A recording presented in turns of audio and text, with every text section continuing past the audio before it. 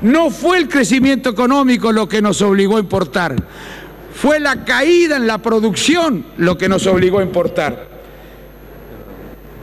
En los años 80, ¿qué es lo que pasaba, señor presidente? Porque la caída en la producción tiene que ver con que no hubo la exploración necesaria para descubrir nuevos yacimientos y aumentar la producción. En los años 80, con un país mucho más pobre, con un barril del petróleo que valía $8, es decir, cuando la actividad era mucho menos rentable, hacíamos exploraciones cuyo promedio era más o menos 115 pozos por año. Desde el 2003 se están haciendo exploraciones a un promedio de más o menos 45 pozos por año. Y si bien, señor presidente, Repsol es la que explica la mayor caída en la producción y en la exploración hidrocarburífica, no es ni mucho menos la única empresa del sector que registra estas caídas en la producción. En efecto, casi todas las concesionarias, no solo Repsol y YPF, han incumplido sus obligaciones de inversión. Casi todas las concesionarias se han comportado de la misma manera que Repsol desde el año 2013 en adelante.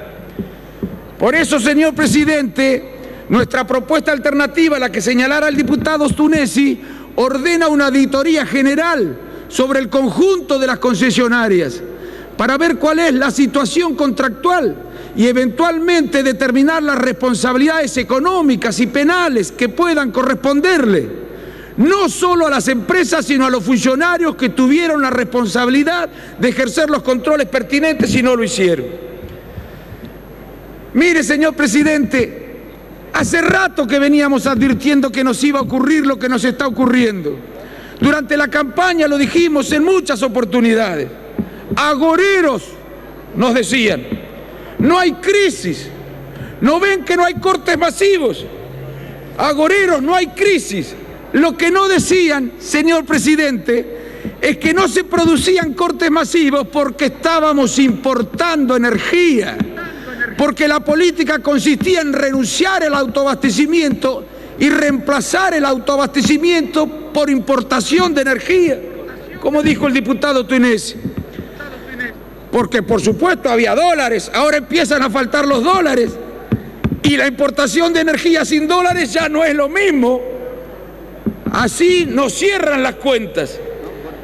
Y cuando les decíamos, porque hay algo que es grave, que revela la poca comprensión que tenía el gobierno acerca de la importancia estratégica de estos recursos.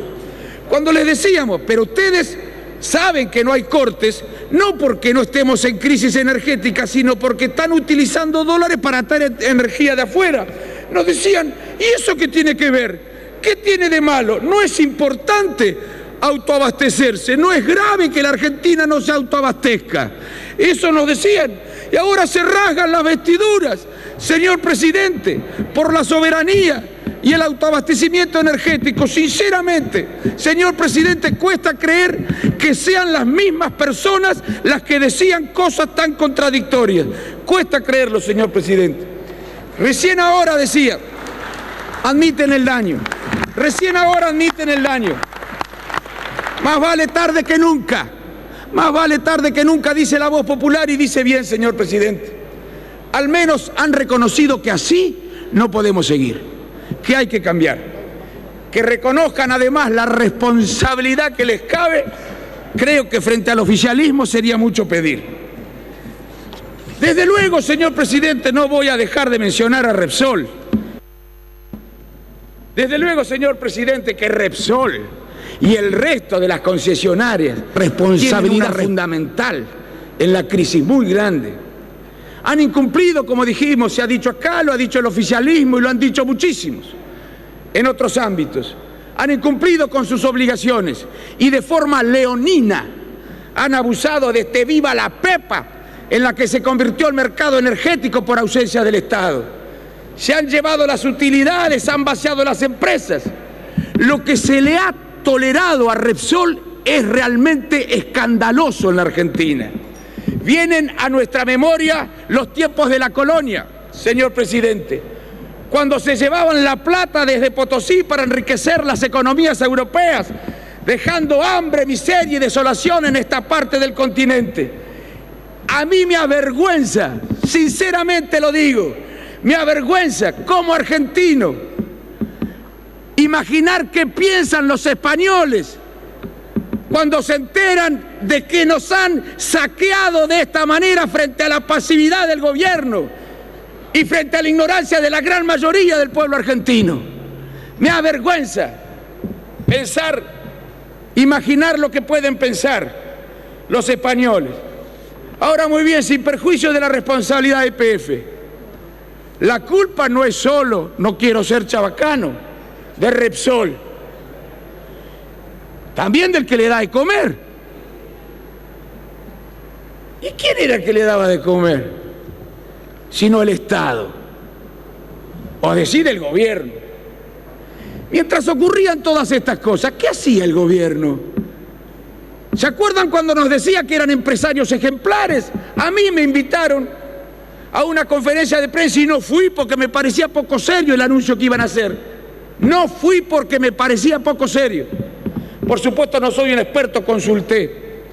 Pero en esa conferencia de prensa, la vi por televisión después, decían, empresarios patriotas, dijeron, por los mismos que hoy están siendo denostados con fundamento por el oficialismo. ¿Qué hacían, digo, el oficialismo? ¿Qué hacían mientras hacían estas cosas? Se llevaban las utilidades, todas las ganancias, no hacían nuevos pozos, succionaban, secaban los pozos de petróleo que había descubierto YPF con grandes inversiones antes de ser privatizada, y ellos alegremente se llevaban las ganancias y no invertían en nuevos pozos. ¿Qué hacía el Estado? No lo sabía. Tenía un director en YPF. Además ejercía un control. A este gobierno no se le escapa nada. Controla muy bien, a veces de manera ineficiente, pero el control no es una cuestión que no le importe. ¿Qué hacía? Avaló la venta con utilidades al grupo Petersen. Se llevaron 14.000 millones de dólares en ganancias. Y ahora que se las llevaron se dan cuenta. ¿Pero en qué momento hizo esto YPF? ¿En el último mes? ¿En los últimos 2 meses? ¿En los últimos 3 meses? Desde hace años vienen haciendo lo mismo, avergonzándonos a todos los argentinos. No solo no lo evitaron, señor presidente, lo consintieron. En suma, señor presidente, le pido que me disculpen por el fervor. El oficialismo tiene el dudosísimo mérito de haber privatizado YPF en la última década del siglo XX y de haber perdido la soberanía energética en la primera década del siglo XXI. Nos alegra el cambio, señor presidente, lo celebramos. Nosotros no tenemos que andar demostrando que no seguimos encuestas. Nos alegra el cambio, aunque no sea por convicción, como dijo Juan Pedro, sino porque no tienen más remedio. Han dado un primer paso, señor presidente, correcto, pero es solo un primer paso. Habrá que ver si es que están a la altura de las circunstancias hacia adelante. Si no, la ciudadanía, el pueblo y la historia se los va a demandar, señor presidente. Como creemos que es necesaria la reestatización de YPF para reparar el error que cometieron en la década del 90, vamos a votar por principio y por convicción. Vamos a votar a favor. Por principio, porque creemos que el Estado tiene como función principal defender el interés general. Algunos no creen esto.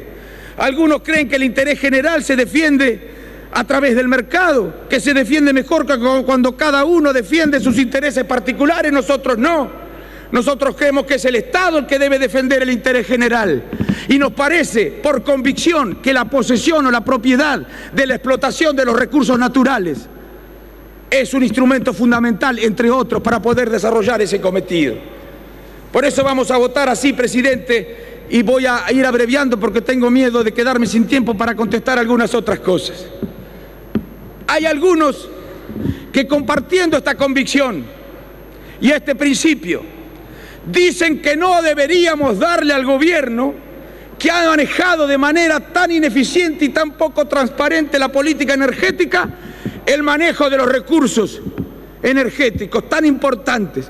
El argumento, sinceramente, presidente, que he escuchado en políticos, analistas, periodistas, me parece poco sólido. En primer lugar, digamos que con ese criterio, con ese argumento, deberíamos andar cambiando de posición cada vez que se aproxima una elección. Si estamos por ganar, seremos estatistas. Si estamos por perder y no nos gusta el que nos está por ganar, devenimos privatistas. Me parece que no se puede defender sinceramente semejante posición. En segundo lugar, con ese criterio deberíamos haber aprobado la privatización de YPF como lo hicieron en el oficialismo durante la década del 90. ¿Por qué razón? Porque el gobierno de entonces tampoco nos daba garantías. Para nosotros no merecía demasiada confianza en ningún sentido. ¿Y por qué razón entonces en aquella época teníamos que oponernos a la privatización de YPF en lugar de acompañar las políticas que querían sacarle a ese gobierno que no nos merecía confianza el control de YPF? Miren, yo me acuerdo en 1998, creo fue Raúl Alfonsín a hablar con Roque Fernández para decirle que le dijera al expresidente Menem que no vendiera las últimas acciones del Estado. ¿Qué dirán algunos? Que estuvo equivocado. Era en 1998 que estuvo equivocado, que debía haber acompañado la privatización, así le sacábamos esta empresa a un gobierno que no nos merecía confianza. Hizo mal Alfonsín. En tercer lugar, con este criterio, cuando la dictadura genocida, cuando la dictadura de Videla consideraba la posibilidad de vender YPF, debíamos haber acompañado la venta de YPF para quitarle a la dictadura genocida que controlaba el Estado a través del gobierno un recurso o instrumento tan importante para hacer política. Teníamos que haber votado en contra, haber acompañado, alentado a la dictadura que lo privatice. Luego con la democracia lo estatizábamos, por favor.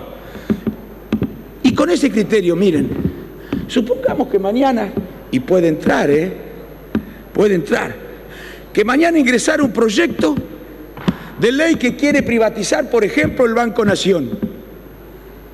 Como nosotros no tenemos confianza, hemos hecho muchas críticas acerca de cómo ha manejado el gobierno nacional el Banco de la Nación, tenemos mucha diferencia. ¿Qué tendríamos que hacer? Votar a favor de la privatización del Banco Nación, porque no nos merece confianza en términos de gestión el gobierno nacional. Por Dios, no es muy defendible. Y le voy a dar otro ejemplo, otra situación que nos pone en evidencia la inconsistencia del argumento. Este ejemplo lo puso el presidente de mi partido, el ingeniero Mario Barletta. Nuestro partido ha cuestionado mucho la política educativa de este gobierno en términos de calidad de gestión. Creemos que gestiona mal la educación en términos de calidad, que no brinda buena educación. Entonces, ¿qué hay que hacer? Privatizar la educación, porque creemos que este gobierno no gestiona bien la educación. La educación es mucho más importante que el petróleo y a nadie se le ocurriría, por el hecho de que el gobierno gestiona mal la educación, solicitar la privatización de la enseñanza pública. Por supuesto, señor presidente, muchos dicen que no pueden apoyar la privatización, la estatización de YPF porque este gobierno no les merece confianza. No es cierto, eso es una excusa. Eso es una razón más. En el fondo no quieren acompañar la estatización de YPF, no porque le tengan desconfianza a este gobierno, porque le tienen desconfianza al Estado, porque le tienen desconfianza a la política, porque creen que el mercado es lo que mejor le puede pasar a la Argentina. A ver, ahora termino, sigo suprimiendo. Mire, señor presidente, algunos dicen, pero existió corrupción, tiene que haber habido connivencia, complicidad. Pero si existió corrupción, Repsol fue cómplice. Un corrupto del sector privado nos da más confianza. No queremos gobiernos corruptos, señor presidente, es cierto, Pero tampoco queremos empresarios corruptos, señor presidente, que se vayan de la Argentina si vienen a hacer negocios a expensas del pueblo argentino. Además, si hay corrupción, no la vamos a desterrar con esto. ¿Sabe cómo la vamos a desterrar? No estatizando, privatizando YPF.